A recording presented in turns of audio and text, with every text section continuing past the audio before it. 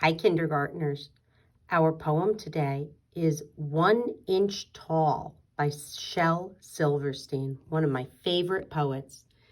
It says, and it's a big long one this time, if you were only 1 inch tall, you'd ride a worm to school. The teardrop of a crying ant would be your swimming pool. A crumb of cake would be a feast and last you 7 days at least. A flea would be a frightening beast if you were 1 inch tall. If you were only 1 inch tall, you'd walk beneath the door, and it would take about a month to get down to the store. A bit of fluff would be your bed. You'd swing upon a spider's thread and wear a thimble on your head if you were 1 inch tall. You'd surf across the kitchen sink upon a stick of gum. You couldn't hug your mama, you'd just have to hug her thumb. You'd run from people's feet in fright. To move a pen would take all night.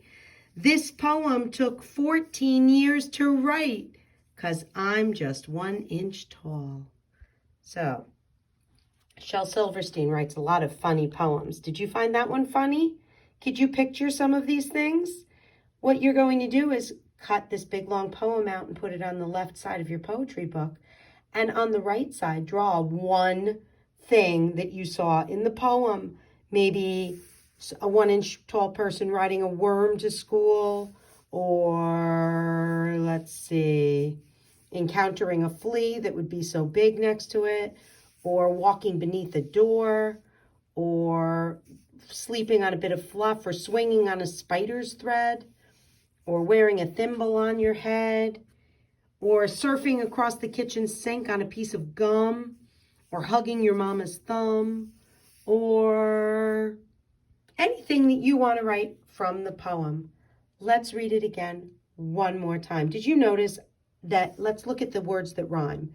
School, pool, feast, least, beast. So these two rhyme, and then these three rhyme, and then it ends up with if you were 1 inch tall, which doesn't rhyme with anything, but if you were 1 inch tall. These are the same. And then, 'cause I'm just 1 inch tall. Was that a surprise ending? That it wasn't just that the author was dreaming about being 1 inch tall. At the end of the poem, he says, I am 1 inch tall. That was a surprise ending to the poem. Let's see if the second and third verse go along the same way, with lines 1 and 2 rhyming, lines 3, 4, and 5 rhyming. Ready? 1 and 2, door, store. Yep. And now let's see if 3, 4, and 5. Bed, thread, head. Yep. Same pattern. Let's look at this one. Gum, thumb. 1 and 2 rhyme. Let's look at 3, 4, and 5. Fright, night, right. They all rhyme. This poem follows the same pattern. You, as a poet, if you write a poem, can follow a pattern when you write. And you can decide the pattern just like Shel Silverstein did. Let's just read the poem one more time. If you were only 1 inch tall, you'd ride a worm to school. The teardrop of a crying ant would be your swimming pool. A crumb of cake would be a feast and last you 7 days at least. A flea would be a frightening beast if you were 1 inch tall.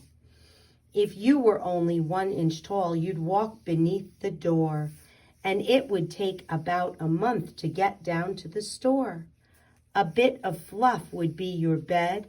You'd swing upon a spider's thread and wear a thimble on your head if you were 1 inch tall.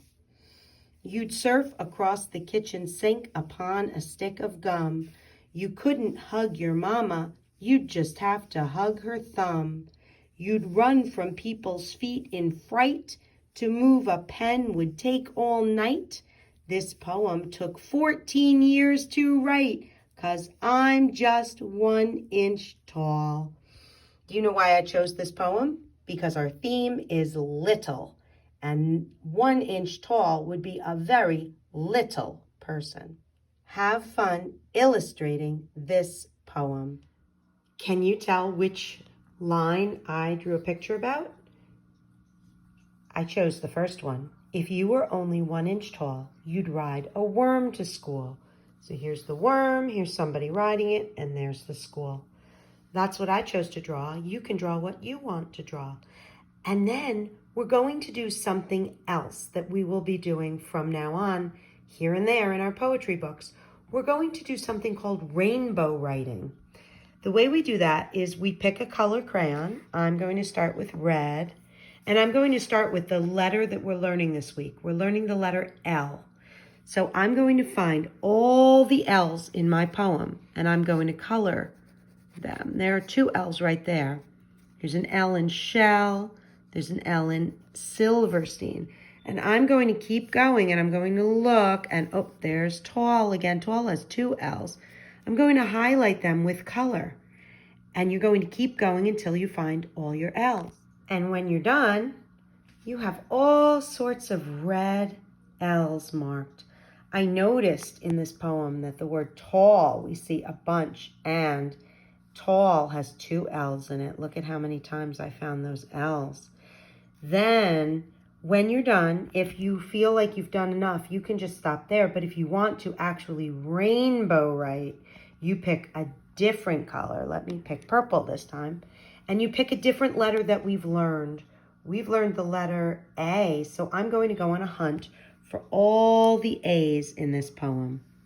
Oh, I see one in tall. I see one in just the word Here's one in teardrop.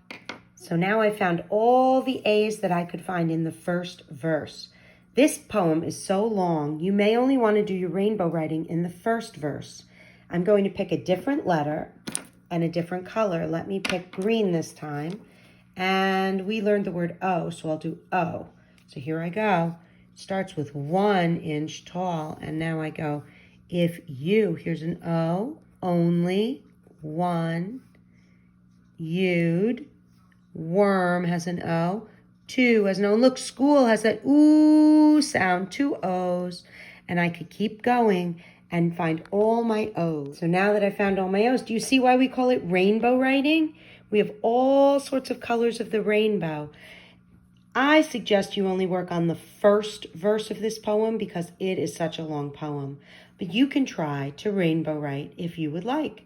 And you can keep going if you want, finding more letters with different colors. Just make sure you have a specific color for each letter. You can see all my A's are purple and all my O's are green and all my L's are red. This is something we might do from time to time with our poem. I hope you have fun rainbow writing and have a wonderful day.